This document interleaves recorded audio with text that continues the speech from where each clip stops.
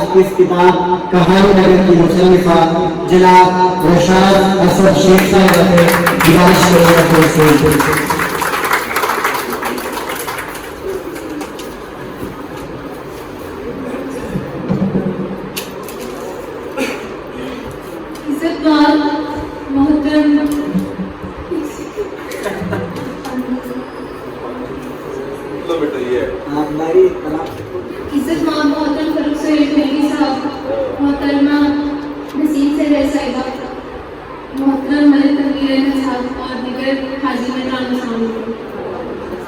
सबसे पहले तो मैं आप सबकी शुक्रगुजार हूं कि आपने अपनी तकलीफ में तशरीफ लाई और मेरे सिंह को याद करवाया।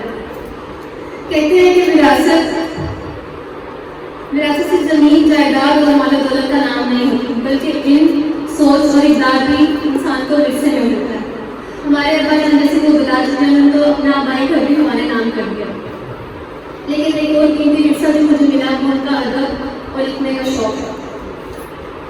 बचपन में अब्बा जान को लिखते हुए देखती थी तो शौक पैदा होता था कि मैं भी इस विरसे को अदबी विरसे को आगे बढ़ाऊं।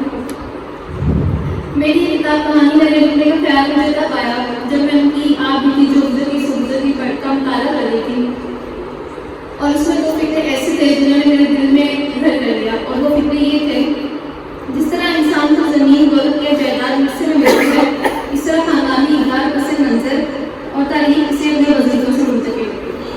इसको पढ़ के मैंने इरादा कर लिया कि मैं इस मिराज को आगे बढ़ाऊंगी।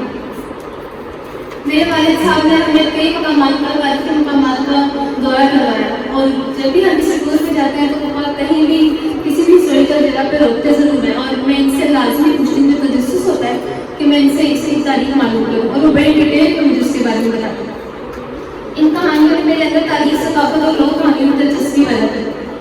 मेरी किताब कहानी नगर में मुख्तलिफ पंजाबी कहानियाँ शामिल हैं, जिसमें कुछ सुनी और अनसुनी कहानियाँ। इसमें इसके किताब को लिखने के दौरान मुझे कई मकामात को देखने का मौका भी मिला, जिसमें शहर पहाड़ के टास छोड़ा, टेक्सला ननकाना साहब और लाहौर के कई मकामात शामिल हैं। कुछ कहानियों पर मैंने अपनी तहकीक की, और कई कहानियाँ, बहुत सी कहानियाँ अब्बा जान की मदद से मैंने लिखी, और उनको मैं डेली सेंड करती थी कि आप मुझे बताएं इसमें कोई गलती है या नहीं है, तो मुझे इसमें गाइड करते हैं। और इनकी रहनुमाई से मैंने अपनी किताब मुकम्मल की। मैं अपनी वालिदैन की बेहद शुक्रगुजार हूं, उन्होंने मेरी इतनी रहनुमाई की, हर कदम पर मेरा साथ दिया और मुझे मेरी इतनी हौसला अफजाई की। उनकी दुआओं से ही ये सब मुमकिन हो सका है। आखिर में मैं उम्मीद करती हूँ कि आप सबको मेरी काबिश पसंद आएगी और आप इस मौजूद कहानियों से लुत्फ अंदोज़ होंगे। एक बार फिर